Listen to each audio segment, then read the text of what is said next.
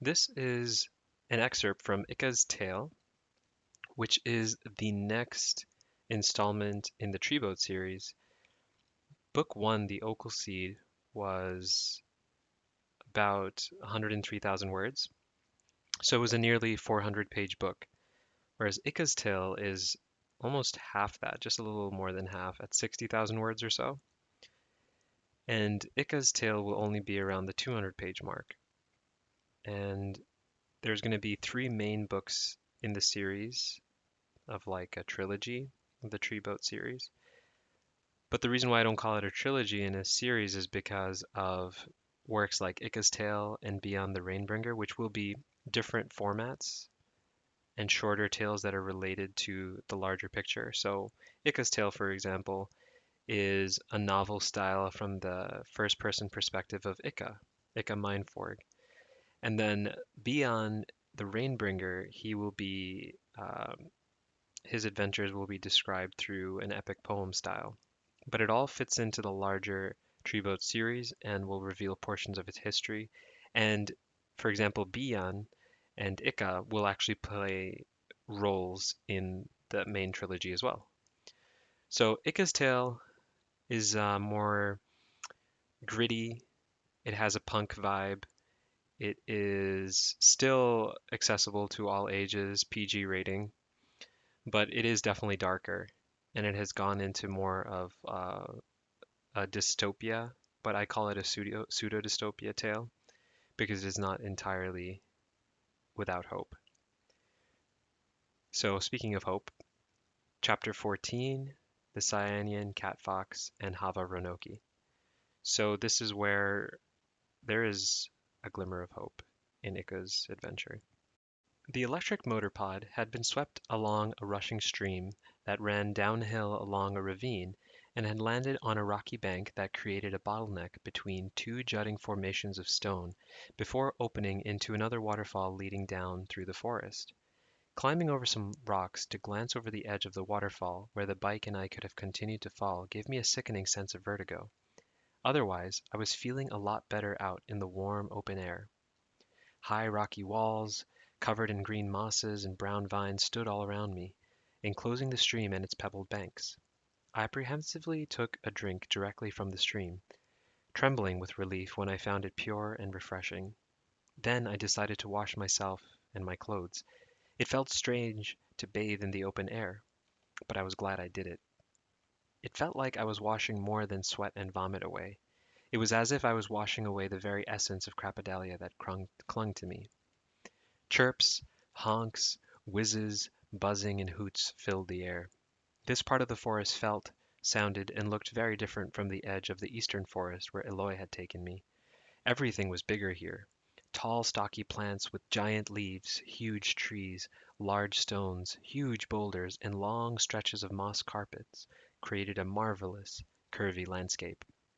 Also, the air was very moist, and the call of insects and other creatures was much more robust. The uninhabited sound of rushing water brought me comfort amidst all the erratic sounds of the wild.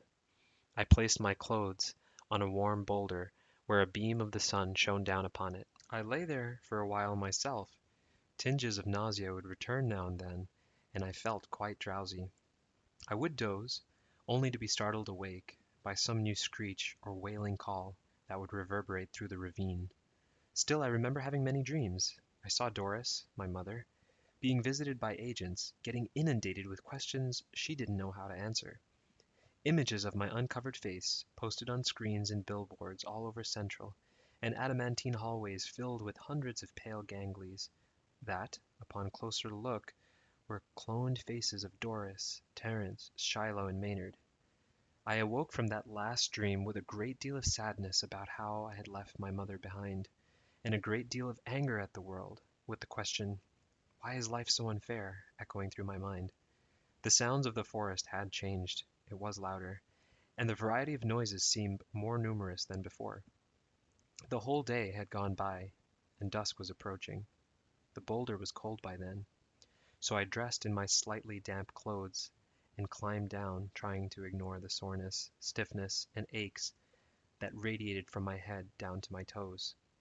Then a rumble in my stomach reminded me that I hadn't eaten at all since early the morning prior. But as the shadows of the forest deepened, I resolved myself to the idea that I would have to wait until morning before I tried scrounging for any food. Anxiety crawled up through my toes into my stomach and up my throat as I began to worry about how to survive.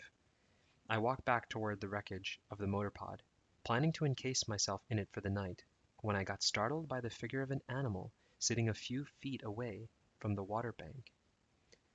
Tucked just below a bush with large draping leaves. I froze and tried to get a good look at it before I got any closer.